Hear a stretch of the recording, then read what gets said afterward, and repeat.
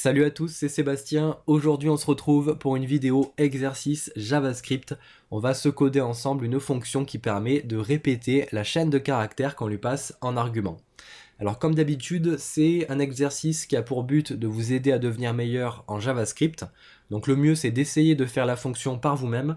Là, ce que je vais faire, c'est que je vais vous donner les bases de la fonction, je vais vous expliquer ce qu'elle doit faire, et puis ensuite, ce sera à vous d'essayer de faire la fonction. Et moi, je vais vous montrer comment est-ce que j'ai fait. Donc au niveau du JavaScript, je vais créer une fonction que je vais appeler repeatString. Et cette fonction, elle va prendre deux arguments, un argument str et un argument num. Donc str, ça va être la chaîne de caractères, et le num, ça va être une valeur de type number, ça va être le nombre de fois que l'on doit afficher la chaîne de caractères.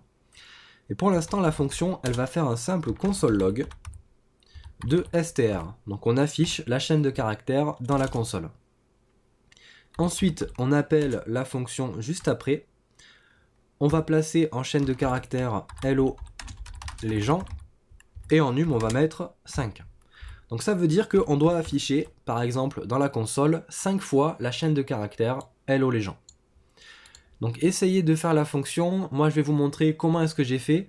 Là ça va être intéressant parce que quand j'ai fait l'exercice la première fois, je suis parti sur quelque chose d'un petit peu compliqué alors qu'on pouvait faire beaucoup plus simple.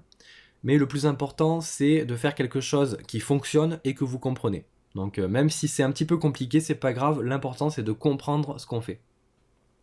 Alors là, si j'actualise, on a hello les gens dans la console, sauf qu'on doit l'afficher 5 fois. Alors moi ce que j'ai fait la première fois, c'est que j'ai créé une boucle for, avec un let i est égal à 0 tant que i est strictement inférieur à num. Donc je boucle sur num.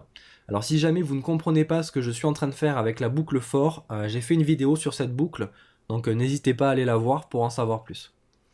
Et ensuite, du coup, j'ai fait un i++. J'incrémente i de 1. Ce qui fait que si je fais dans ma boucle for un console log de i, du coup, on va avoir 5 itérations. Ça s'arrête à 4, mais en tout, on a 5 itérations, parce que ça commence par 0. Donc 1, 2, 3, 4 et 5. Et du coup, ce qu'on peut faire, c'est afficher dans la console 5 fois la chaîne de caractères. Alors, si je fais un console.log de str, on a 5 fois la chaîne de caractères hello les gens. Alors, ce qui serait bien, ce serait de l'afficher à la suite, avoir hello les gens et juste après hello les gens, etc., etc. Alors, ce qu'on peut faire ici, c'est créer par exemple un let, donc une variable string, on l'appelle comme on veut, qui va être égal à une chaîne de caractères vide.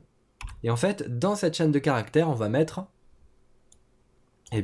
les 5 chaînes de caractères qu'on souhaite répéter. Donc là, si je fais un string est égal à str, donc ça va le faire 5 fois, sauf que si juste après ma boucle, je fais un console.log de string, on va voir que, hop, ça ne marche pas, on n'a qu'une seule fois hello les gens. Alors en fait, ici, ce qu'il faut faire, c'est pas un égal, c'est un plus égal. En fait, le plus égal, ça veut dire que string est égal à string plus str. En fait, c'est comme si j'écrivais string est égal à string plus str. Donc en fait, on garde le contenu de string. Donc là, si j'actualise, on a hello les gens 5 fois. Et le petit raccourci, comme je vous ai montré, c'est de mettre un plus égal.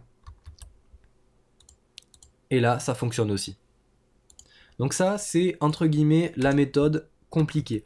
Alors il y avait une méthode beaucoup plus simple, c'est de faire, hop, on va enlever tout ça, de faire un simple console.log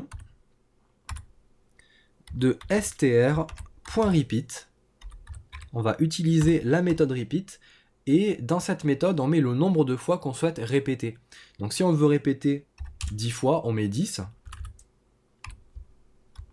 Et du coup, là, si j'actualise, on a 10 fois hello les gens. Et du coup, à la place de 10, on a simplement à mettre num. Et là, ça fonctionne tout aussi bien. Alors, le petit souci de cette méthode repeat, c'est que si jamais on met une valeur négative, par exemple -1, bah du coup le JavaScript ne va pas comprendre et on va avoir une erreur. Voilà, on a une erreur invalide count value. Alors en fait ici ce qu'il faut faire c'est une petite condition et on va faire ça avec un ternaire. Alors moi j'aime beaucoup les ternaires parce que c'est comme si on se posait la question en fait.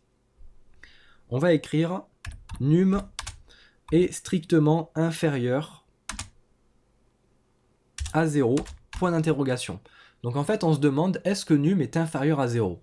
Alors si oui, eh bien on fait quelque chose, ça c'est la place pour le true, et on met un 2 points et le false.